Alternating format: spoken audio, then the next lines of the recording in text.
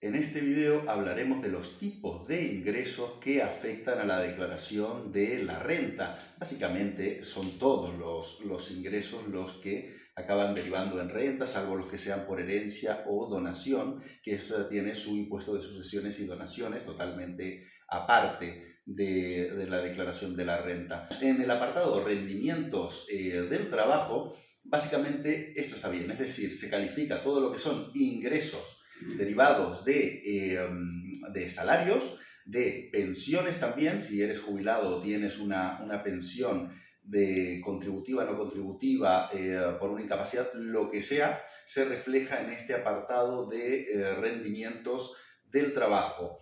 ¿Qué debemos tener en cuenta en este sentido? Aquí se indican también las deducciones, digamos, por lo que hemos declarado a la seguridad social, esto en el caso de rendimientos de salarios, que es lo que, digamos, la cuota que paga su parte, que se le descuenta del salario del trabajador para descontar en la seguridad, que va a la seguridad social y sirve como gasto deducible de cara a la renta. Aparecerán también las retenciones que se han ido aplicando en la nómina para la futura declaración de la renta, y aquí podremos indicar en este apartado en concreto es donde indicaremos si hemos pagado cuotas sindicales hasta 500 euros es deducibles o cuotas de colegiación principalmente, porque también es deducible hasta 500 euros,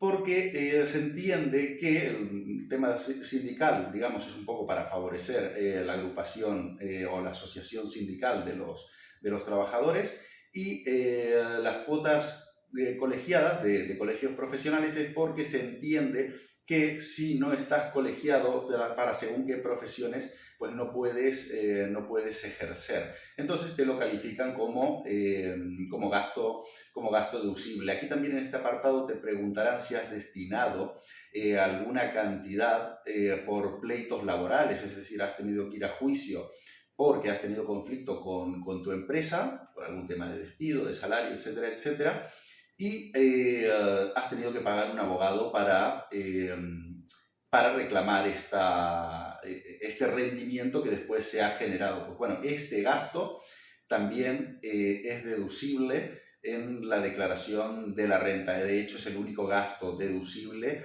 en materia de costes de abogados, digamos. Importante, ¿qué más tendremos que tener en cuenta de cara a los rendimientos del trabajo? Os he dicho en el vídeo de trucos y consejos que reviséis siempre los datos fiscales no incorporados, porque caso muy común, se suele dar mucho, cuando hay algún retraso en nóminas, en salario, en algo de este estilo, y se ha pagado, por ejemplo, en 2022 salarios que correspondían al 2021, pero se ha pagado tarde, no se ha declarado en la renta 2021, que supuestamente era cuando correspondía, pero tampoco tenía esa información agencia tributaria, por lo cual no lo podía volcar en el borrador.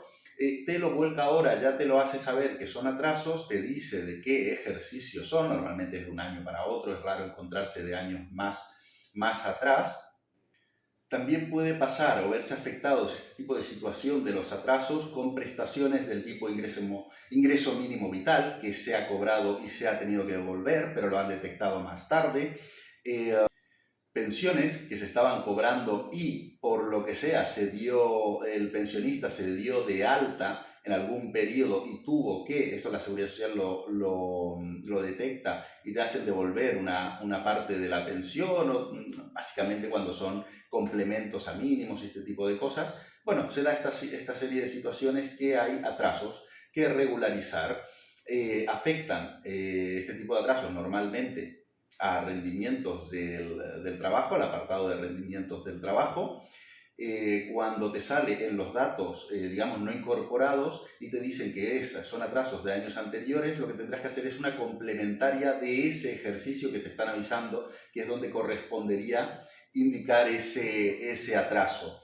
¿Qué sucede? Dirás, hostia, tengo que presentar una declaración complementaria un año más tarde, habiendo acabado el plazo. No pasa nada. Cuando esto se estipula de esta manera, tienes esta campaña de la renta, todo este periodo hasta el 30 de junio, para presentar esa complementaria y te la considerarán de alguna manera presentada en plazo, es decir, no van a haber recargos por esta situación, ¿de acuerdo? Otro tipo de rendimientos nos indica rendimientos del capital mobiliario, intereses de cuentas bancarias, dividendos de acciones, etc. Bueno, aquí básicamente rendimiento mobiliario no deja de ser esto, cuando estás cobrando, para que os hagáis una idea muy genérica, intereses por algo, por algún tipo de activo que tenéis que generalmente suele ser de este tipo, tipo acciones,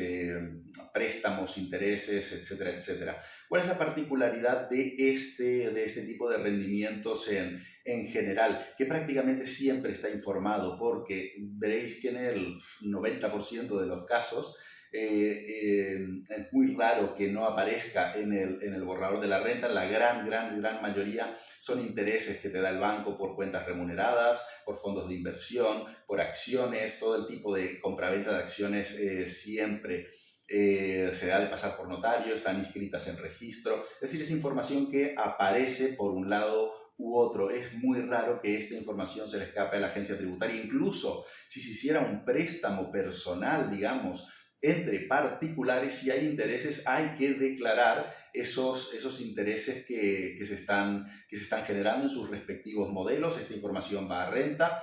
Es información suficiente como para que agencia tributaria en el borrador los califique como rendimiento de capital mobiliario. Esto básicamente a nivel muy genérico. El rendimiento inmobiliario, los casos más genéricos que os encontraréis es cuando alquiléis un inmueble, un parking, un trastero, una vivienda, es el caso más habitual, o locales. Es decir, tienes un inmueble en propiedad o en usufructo, que es otra figura en la cual no tienes la propiedad, pero puedes disfrutar del inmueble y de los rendimientos que se generen. Tienes o el usufructo o la propiedad y explotas ese inmueble, digamos que lo estás alquilando.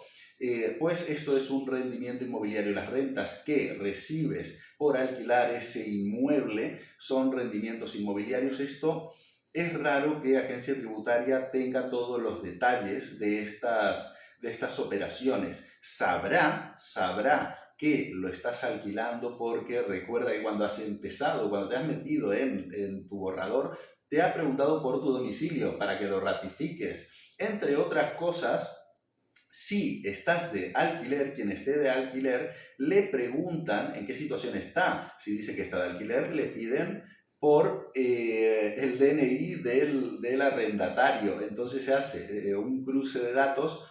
Quien alquila, quien está alquilando, digamos, ya le está diciendo a agencia tributaria qué piso está alquilando, y quien sea el propietario, digamos, el arrendador, tendrá que indicar en su declaración de la renta qué rendimientos ha tenido. En este sentido, tendrá que poner también los datos de la persona a la que le está alquilando, sobre todo si se trata de un arrendamiento de vivienda habitual.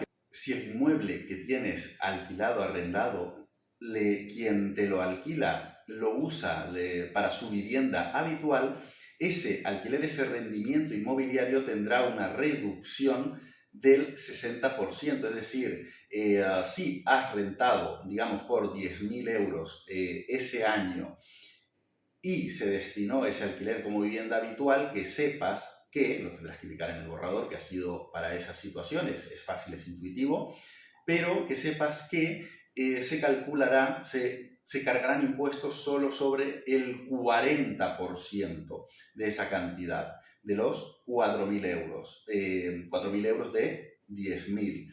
6.000 quedarían como exentos o bonificados, digamos.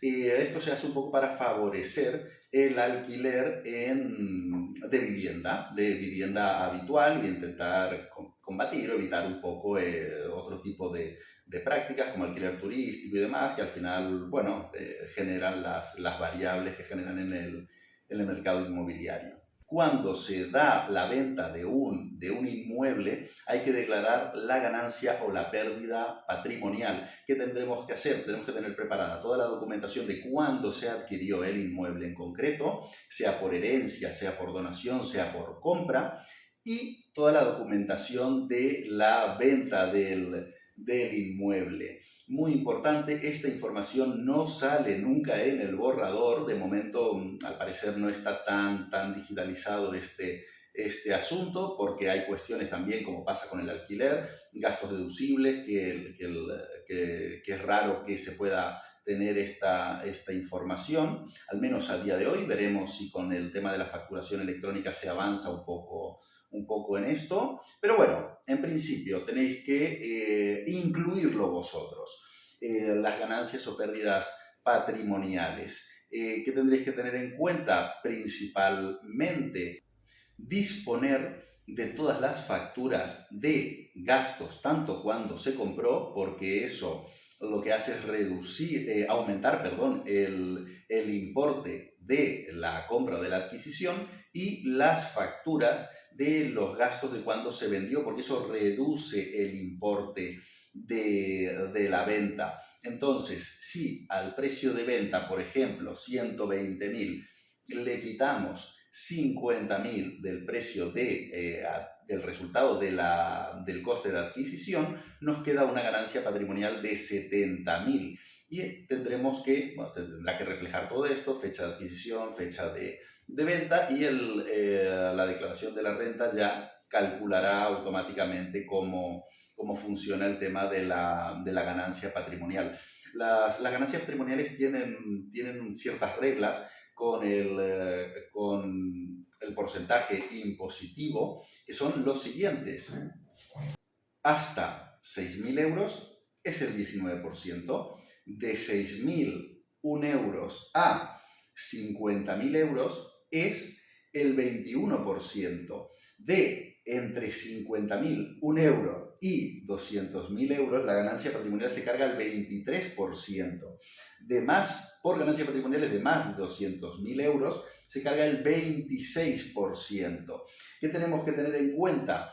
Que esto es escalonado: 19% por los primeros 6.000 euros, 21% por el siguiente tramo, y así consecutivamente hasta llegar al total que corresponda. Así es como funciona un poco la ganancia patrimonial. Os he detallado un poquito, he profundizado en el tema de ganancia patrimonial por venta de inmuebles, porque es el más común de los casos que os iréis encontrando. Se pueden dar ventas de activos, por ejemplo. Ahora está sucediendo con el tema de las criptomonedas.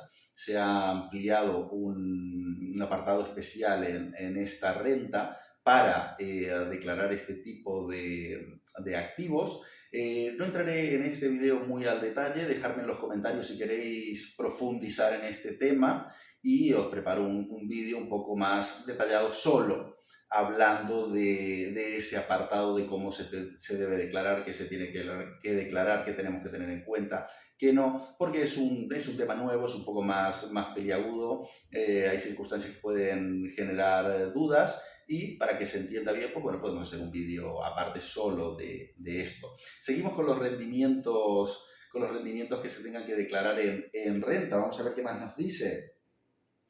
Actividades económicas, rendimientos por actividades económicas. Esto es muy importante. El borrador, cuando eres autónomo, sabe que tienes estos rendimientos. De hecho, te dirá en datos no incorporados, te dirá qué epígrafe de actividad le consta que estás inscrito, te dirá los gastos que le consta en cotizaciones a la seguridad social, te dará el coste, el importe anual, pero no te lo cargará automáticamente en el borrador. Esto es importante porque suele pasar, es un error habitual o una duda habitual con los nuevos autónomos. En concreto me pasó esta semana pasada con una persona que empezó el año pasado. Siempre se hacía la renta. Ya le había avisado que tendríamos que revisar la renta este año, pero bueno, él, como siempre, se la hacía.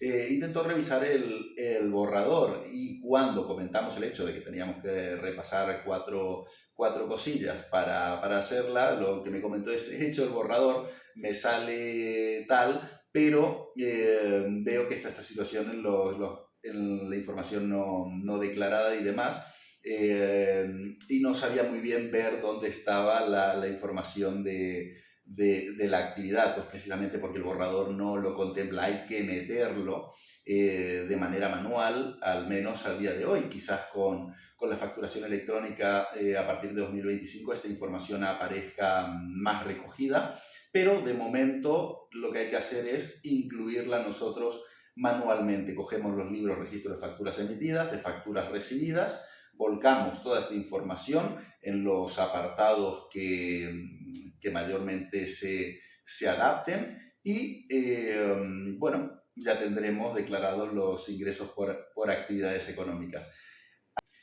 A grandes rasgos, esto ha sido todo, son los principales tipos de rendimientos que afectan a la declaración de la renta. Cierto que este tipo de rendimientos se dividen principalmente en 5 grupos, tienen su especie de subgrupos, pero bueno, si tenéis cualquier duda ya sabéis que me puedes dejar un comentario y podemos hablar con más detalle en profundidad o resuelvo la duda que podáis tener en este tipo de sentidos.